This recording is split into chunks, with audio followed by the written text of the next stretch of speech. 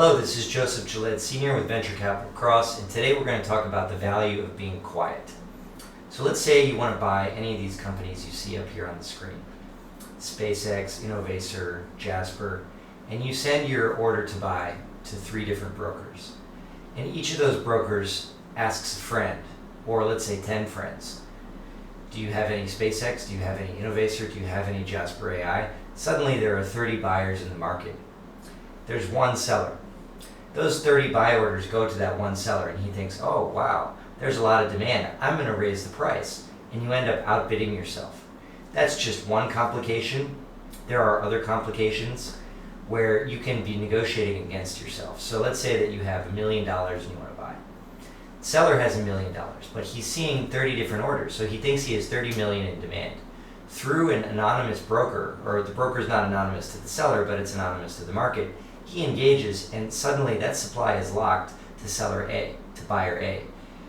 Buyer B, which is also you, then gets a message from that broker that supply is no longer available. So you don't have a clear message. When you have a broker relationship, private markets are dark, so you don't have the ability to check if, let's say, 2 people are talking to the same person. And they do this thing is the buyer seller names start with the letter A, but in any case, Venture Capital Cross never asks any of its clients to be exclusive. What we do ask is that for a particular transaction, you go quiet on other channels. In other words, if we're doing a phantom transaction or a Canva transaction, don't talk to others about it just while we're doing the transaction.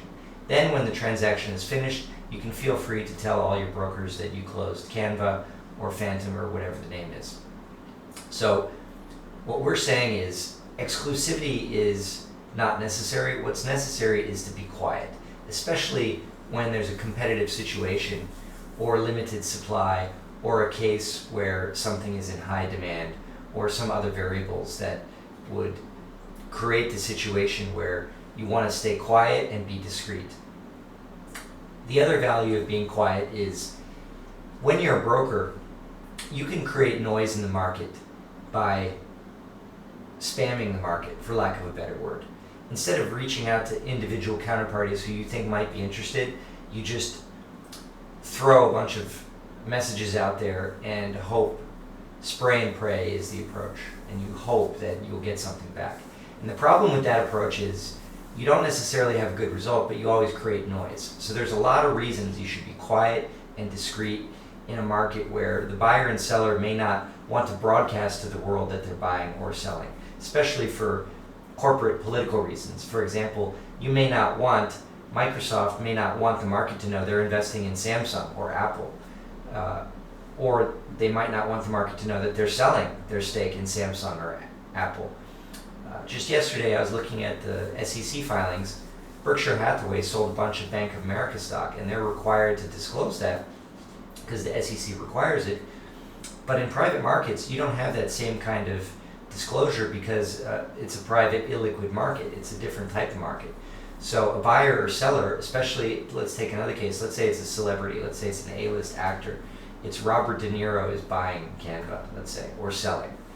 Either way, whether he is doing it for financial reasons or for other reasons, the optics on that are going to be bad, because if Robert De Niro is buying or selling, it's going to imply that this is good or bad, even though it's completely irrelevant. That's what people are going to perceive it as. So that's just another reason. So it's a dark market that requires silence. I shouldn't say requires, but there's never a case where being noisy led to a good result. So it's not required to be quiet, but it always works against you. The best thing you can do in this market, find one broker, find one person, one intermediary, or 2 or 3.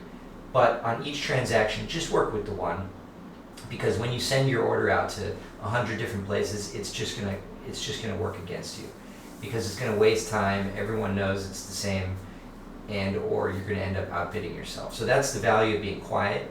As they say in the movie theaters, silence is golden.